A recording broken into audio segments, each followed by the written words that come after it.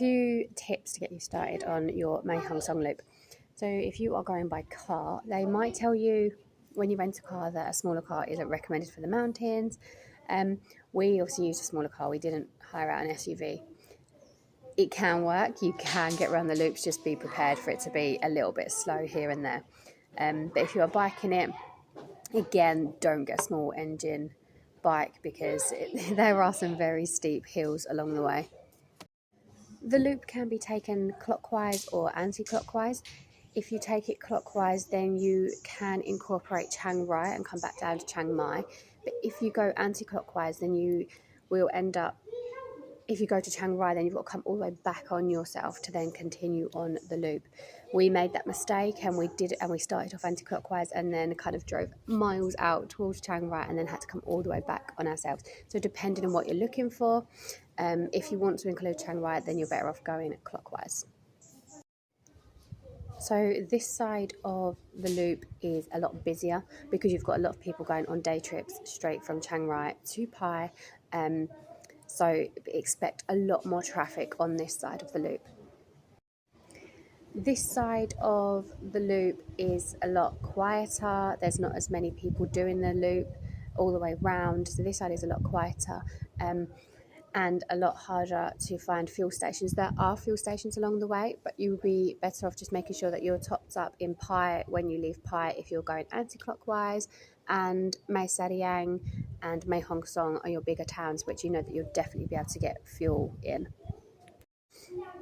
Food on this side of the loop was a little bit tricky. All the menus are completely in Thai and no one really speaks any English. It's a lot more of a Thai area and you don't get as many tourists stopping off in these towns. If you eat anything and everything, it's fine. For myself though, I'm vegetarian, so it can be a little bit trickier, but it's still doable. You'll find a way, but this side is a lot trickier than the other side of the loop. So how long should you spend doing the loop? So I read many things like saying 3 to 4 days would be enough, but then others saying 7 to 10. We did it in 6 days, and we did one night per stop everywhere. So I guess it depends on what you want to do. It is doable to do that in 6 days and see all the main things as you'll see in the rest of this video. However, along the way there are so many viewpoints, there are so many little nature walks. So if you want to keep stopping and seeing all of these, I would probably say 8-9 days is more than enough. But we did also meet someone doing it in 3-4 days. So it depends on the pace that you like and how much on the loop you do actually want to see, or if you are just solely wanting to enjoy the ride around the loop and take in the scenery. It's just going to be personal preference. As you'll see, we did a lot in 6 days. Lastly, not just for the loop but for traveling Thailand in general, it goes a long way using their language, and they really appreciate it. They're really grateful for the effort that you make. They don't get very many tourists actually make the effort. So if you are a female, to say hello, you would say Sawadee ka, and they like the use of this as well. If you're male, Sawadee ka, and to say thank you as a female, Khop Kun ka, and as a male, Khop Kun kap. So just using those will go a long way. We found doing the loop, because I can speak a little bit of Thai, as soon as they can hear the Thai, I don't know, they're just so happy and so grateful, and we've had a few freebies given to us. So just trying to use their language will honestly make the Thai's day.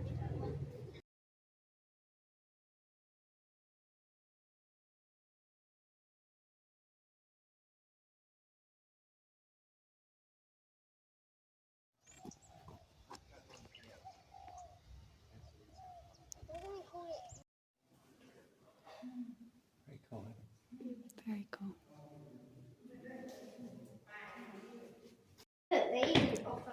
Money, water, drinks. I'll put drinks in the straws. This one, rice, milk. But yeah, all the offerings, mate. Hey, look! Look! Whoa. I'm going up here. Go on then. Bungee jump. Bungee jump. Whoa. Cricket. Wow. Good. No. No, eat. Mae Gin. Nice. I think. Ah. I'm pretty sure it's called. There it goes. Here are a few things we got up to in Pai. As a whole, we didn't really vibe with Pai. It was too touristy. We spoke to a few people and we said to them, "Oh, are you on the Mae Hon Son Loop? That's what we're doing." And literally every single one of them just said, "What's the loop?" They'd all just kind of got on a bus in Chiang Mai and directly to Pai and were just there. So in terms of landscape, as you'll see, beautiful, but the vibes and the place itself, for us, too touristy. You're either going to love it or you hate it. Definitely go to see the area, but maybe don't pencil in more than one night in case you don't like it. And then if you do, you can just add on more nights.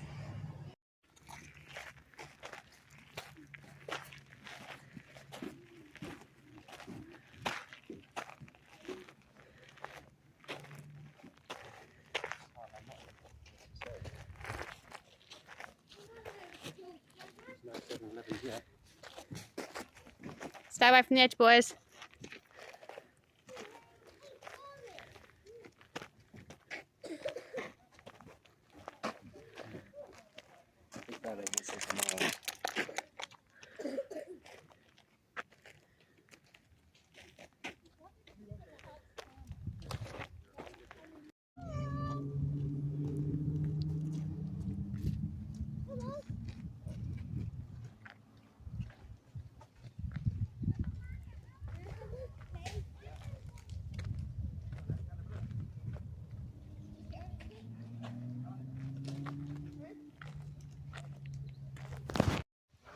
The Thais come to the hot springs and actually boil their eggs here. It's pretty cool. The first hot springs we went to, we saw a sign saying, "Please take home your eggshells." And we were so confused, like, what's with the eggshells? And then we found out it's because they actually come here and cook their eggs. You can't get in this bit. You can't get in this bit. There's a toothbrush. It's called like a toothbrush flower, and it grows on a tree. Okay. The egret. Oh yeah. Tooth.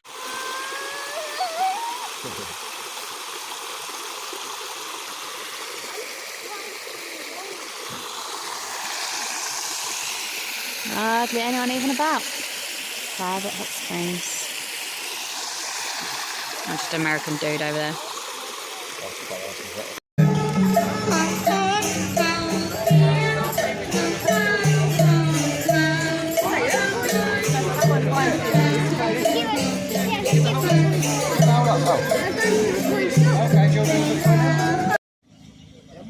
This is why when you come to Thailand, you be wary of elephant camps you go to. Look at these elephants. This is what happens when they are unhappy. It's broken, its spirit, swaying back and forth. And if you look at their tails, they've got no hair left on their tails. That's when they're unhappy. This one, just staring straight at a freaking wooden trunk. So if you come to Thailand, please look for an ethical camp because this is what happens otherwise. Pai as well, another popular tourist destination is to do the bamboo bridge, which goes over the rice fields. We didn't go just because we was in the wrong season. So this is what it looks like now when we are here, which we are in January. And this is what it would look like in the wet season.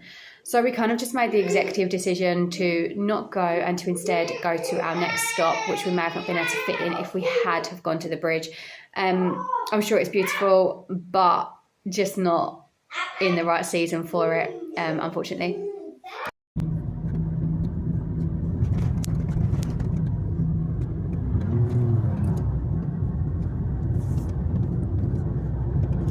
Blue skies again.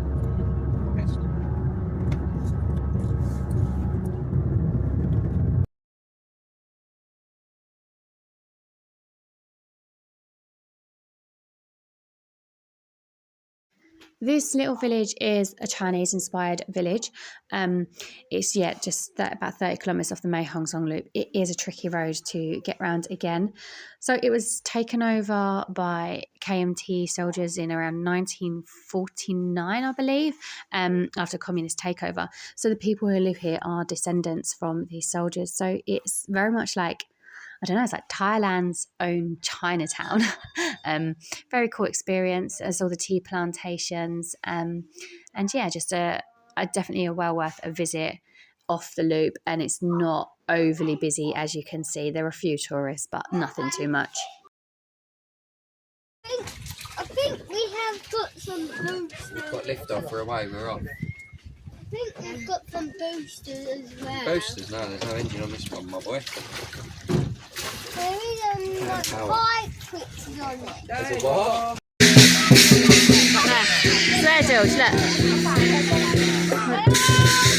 Sarika! Hang on! They're going to show you. Hey! Wow. Wow! Lucky for lah. Sarika! Happy New Year. Happy New Year! Yeah, thank you.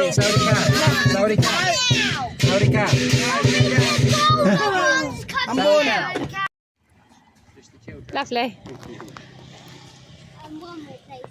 That's a video. Yeah. We'll do a picture on the way back. Hey, I'm George. Hello, that's George.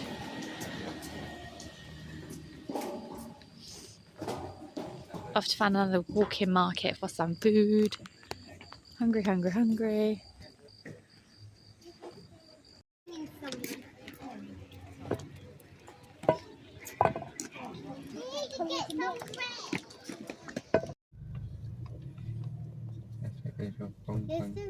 Of Hoi Pu Ken, the ethnic village of Hoi Pu Ken. There we go, found the long necks.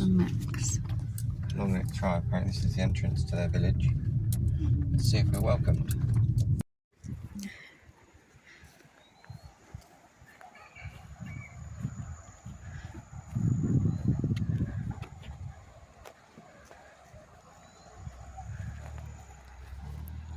So let's go to the Long Neck village, across the water. So yeah, let's see how crazy this is.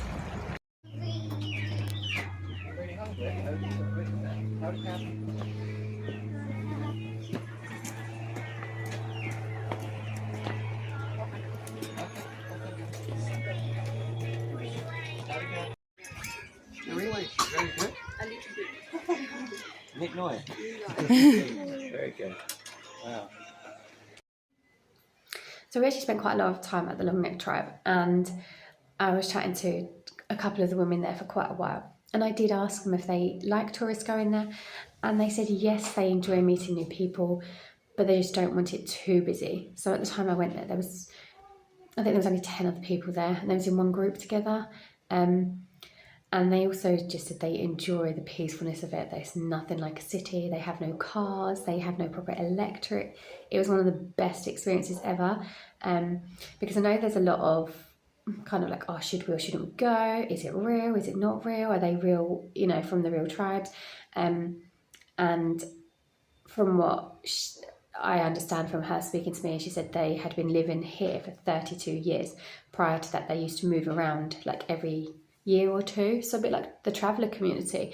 But yeah, really interesting place. We really enjoyed that. They were so friendly. We went to one kind of stall because they're all kind of making handmade scarves and like little wooden dolls, and said to them, oh, can we get food here? And they just kind of ushered us in, sat us down at a little floor table, and then just brought food out. We had no idea what was coming. Luckily, it was tasty, although there was a lot of it, and I wasn't actually that hungry. It was just George, my youngest, who said he was hungry. But it was such a cool experience, and the boys have said it was one of the best things that they've done. Like, it was just so crazy. So I would definitely recommend going here. It is off the track, off the loop. but well worth it. Definitely so worth it.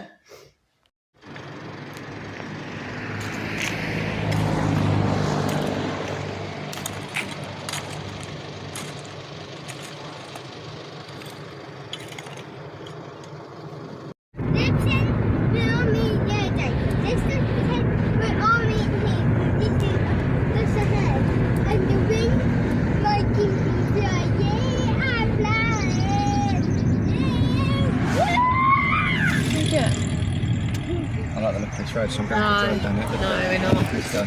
We're not driving Yeah, down we are. this road. We're not driving down this road. Yeah. Oh, I can't. I'm going to turn around in a minute because it's getting a bit rough. You're gonna turn around? In a minute, if you want someone to turn around, but at the moment it's not too bad.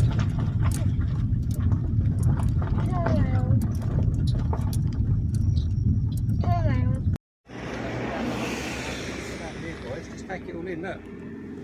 Look, you see the miles.